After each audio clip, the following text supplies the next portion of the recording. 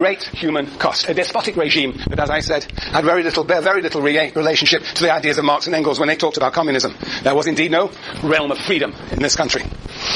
So, that's the broad historical context. State and Revolution, which is what we're going to be reading, which we already have begun reading.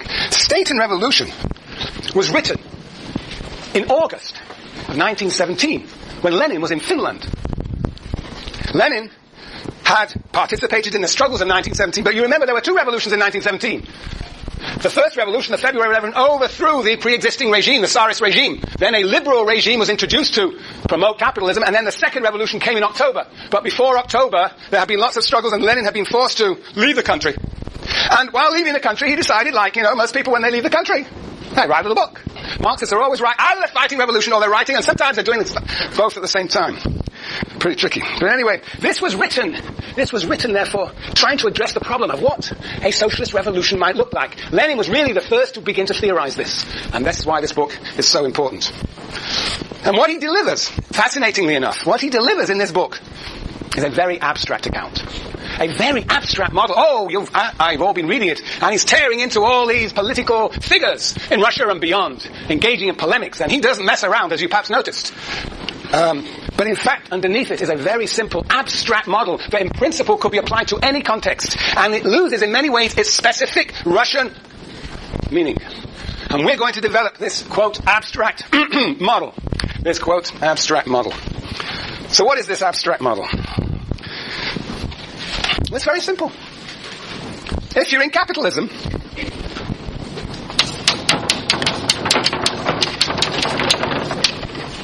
and you want to get to communism, you have to go through. You have to go through. Revolution. You have to go through. Revolution. You have to go through. Revolution. No. Well, you do, but not go through. At another stage, the breakthrough is what, Jason? Socialism. Socialism. There is an intermediary stage. Finally, we come to a theorist who has the brilliance to recognize there's a difference between socialism and communism. Socialism. That you need a transitional stage. You can't jump from capitalism, bumps your uncle into communism. You have to go through a transitional intermediary stage called socialism. Isn't that simple, Karen? Very simple. That's the model. That's the model. That's the model. Yes. Now, the question is what? There's two transitions here. 1, 2. What does Lenin say about those two transitions? What does Lenin say about those two transitions?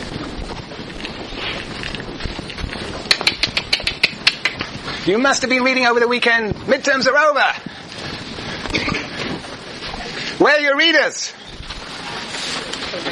Where are they? That's at home. At home. Where exactly at home is it? In the lavatory? In the kitchen? In the bedroom? Bedroom. Bedroom. Under your pillow. Definitely. Definitely. Absorb knowledge that way. Yeah. Well, you should take it from underneath the pillow and read it and bring it to class. Where are your readers? Look, all these vacant readers. Yeah, yes, you're being embarrassed. Humiliated. That's good. That's power.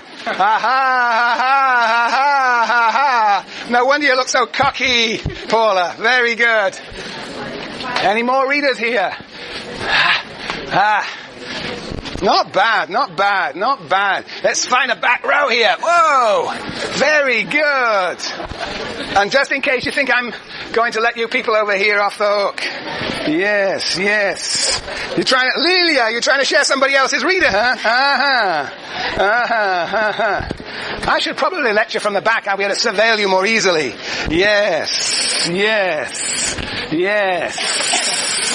Yes, no comment. All right. Very good, Carol. Very good. That's not bad. Probably a 70%. 80%. Okay, you get the message, right? What's the message? You're quick learners. Deepest, very quick learners. Yep. This is called exercising discipline through humiliation. I haven't even started the humiliation yet, Jason. Jason's always got an outdated version. Look at this. This is the version that the true struggles in the trenches use. You can't put the whole of this book or the reader in your pocket, but this is what you carry into the trenches of civil society. Yes, okay, all right, fine. Right, you mustn't waste my voice. Now, The question is this. What is the character of these two transitions?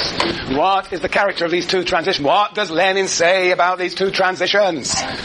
Yes? Then the first transition, state is abolished. The second one is a state of the proletariat and is withered away. Very good. Yeah. Annie, have you hand up? I was going to say that, but the first one has to be, first one violent, you have to violently overthrow. So we don't do that, the second one states, dies out. Dies out. Any more? What's your name? Pardon? What is your name? Armand. Yeah. Very good. You're in this class? Very good. You never know who's here. There may be all sorts of revolutionaries here. Okay, very good, Armand. So, indeed, there's a bit of an analytical shift you make, but I want to say this transition is what? You say violent, and I think Lenin does for the most part say violent. There is one moment where he recognizes it may not be violent, but at least there's an idea of revolution, total transformation, as opposed to this is a process of evolution. There's a revolutionary transformation from capitalism to socialism, and then socialism evolves into communism. Isn't that funny? It sort of combines, he's got a bit of an evolutionary moment here, very convenient, and he's got a revolutionary moment, a revolutionary break with capitalism, an evolutionary shift from socialism to communism. However, and this is the crucial switch, you remember, what is distinctive about both Lenin and Gramsci and indeed Fanon is that they really don't believe in the necessary final collapse of capitalism. They don't believe in this breakdown or catastrophe theory. They cannot rely upon the economy to drive societies forward. That process of moving from capitalism to socialism to communism, this is like you might say the capitalist mode of production, the socialist economy and the communist society, the realm of necessity and realm of freedom. Those are economic characterizations. It does not have a logic of its own. Lenin says that the economy cannot be relied on to deliver these transitions, and therefore we have to pay that much more attention to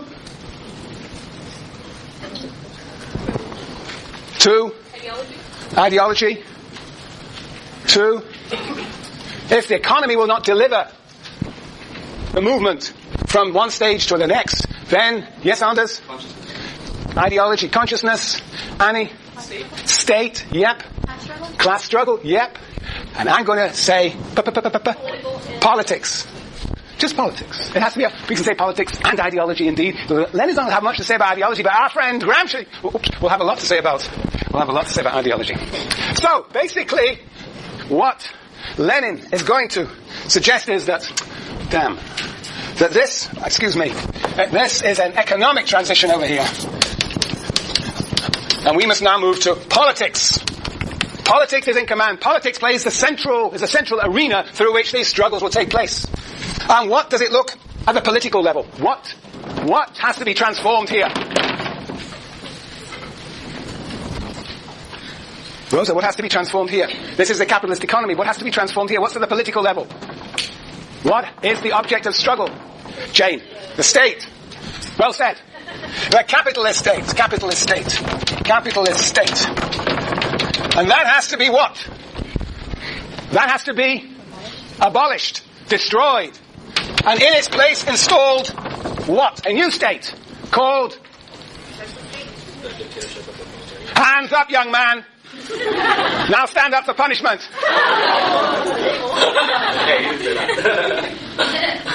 No, that's obedience. Now Lenin would love obedience. Lenin wrote a book called What Is to Be Done, and in that book he wrote about the importance of obedience to the party. You may sit down. Yes. Now, this is called... What's this called?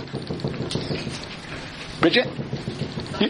Yeah, very good. But Lenin has a special name for it. Kristen? It's not proletarian dictatorship? Yeah, it is. You were listening to what Matthew said. You believed him. It's in the book. Very good. Dictatorship is actually called a dictatorship of the proletariat. And we're going to see. What does he mean by a dictatorship of the proletariat? What does he mean, Kristen? Setting up a regime of the working class and none of this, armed guards business. So why does he call it dictatorship? Because the working class needs to really have a command of full power of it. Indeed, but dictatorship, that sounds like a very authoritarian regime. It should be co-opted by the bourgeoisie. Lauren? Because there's no class. Well, what do you think a dictatorship is, Lauren? It's the way I rule in this class. No. Okay. Like when there's... I don't know if it's a group or just one person who's like dictating what everyone else does. Very good. And so, but it has this idea of dictatorship, probably in English at any rate, and has the idea of somehow coercive and repressive. In Russian and other languages at that time, it may not have quite the same connotation, probably has better the meaning that you just gave it. What did you say? You said it very nicely. They're dictating what everyone else does. Dictating what everybody else does. But one might say it is a dictatorship of the proletariat, but a dictatorship over the bourgeoisie. So there are different ways of thinking about this, but we will actually see what this dictatorship of the proletariat is, and indeed we will see that it involves repressing the bourgeoisie. We'll see what is the relationship, what is the form of government of the workers over the workers, so to speak. Yes, what is that form of government? Anyway, that's the dictator. And what happens now? What happens to this DFP? Hands up. What happens? Hands up, hands up. Do I know who you are? I probably do. Let's think. You must be Monica. Yes. Yes. What happens to the DFP? It withers away. It withers away. It withers away. It withers away. And we're left with communism. Withers away. And we're left with communism. Whatever that is. Yeah. So, this is, because this is the economic model, but these transitions will only take place through a political process. The capitalist state has to be destroyed, a new state installed, which then withers away. That is the abstract model. Very simple, very simple. It really is very simple, but very interesting. Now look, let's see if we can get this. Lenin is fighting on two fronts. He's fighting two enemies, two foes. He's fighting against, let's say, the Social Democrats, the Bernsteinians. And what is the struggle here? What do the Bernsteinians say? The Social Democrats, what do they say? What do they say to Lenin, do you think? Marianne? They say that the middle path is necessary, that capitalism is wither away. And, well, wither away perhaps is too strong, but evolve into. The capitalism will evolve into socialism. There's no necessary middle stage, and therefore there's no necessary... No, but that you've already said. Katie? Revolution. There's no revolution. It's an evolution. So, basically, the Social Democrats say, Lenin, you're ridiculous, revolution is dangerous, but it's not necessary, capitalism will evolve into communism. Huh. And what does Lenin say? What does Lenin say? What does Lenin say? What does Lenin say? What does Lenin say? Juliana. Shh. That capitalism doesn't have predestined evolution into communism. That it's not. There's no necessary transformation of capitalism, no catastrophe, no breakdown. Right. And the capitalists are not just going to keel over, disappear into the night, and watch themselves be expropriated. It has to be a what? It has to be a revolution. Otherwise, what you're going to get as communism is going to be what? It's going to be like Norway. Not too bad, not too bad, not too bad. It's going to be a sort of, perhaps, possibly, the best possible chance is some sort of social democratic capitalism. But Lenin says, if you really want to get to communism, then, indeed, you can't expect capitalism just to wither away and transform itself into communism. It has to be destroyed. The capitalist state has to be destroyed and a new state put in place. And so he just laughs at Bernstein and all the other reformist social democrats. Ha! They're dreamers. They're not realists like me. You want to make a pancake, you got to smash an egg. That's their motto. Now, that is one set of arguments. There's another set of arguments. There's another set. Who else is having an argument with Lenin? Not the Social Democrats. They're having an argument, to be sure, but there's another group of people. Do you know who they are? Do you know who they are? Anybody know who they are? Annie? The anarchists. Very good. We've got an anarchist here. Dr. Levian is a very famous anarchist. Very famous anarchist. So you have to be careful what you say about anarchism. But, what do the anarchists say? What do the anarchists say? What do the anarchists say to Lenin? What do the anarchists hate with a passion? Civilization. Chelsea, civilization. Like the idea that you can't have a civilized town, you can't have a city that has to export resources. But above all, what do anarchists think? Anarchists think about what? Simeon? The state. The state. State, there's nothing good about any state. States have to be destroyed. And so what do the anarchists say to Lenin? That Lauren? there must be a revolution.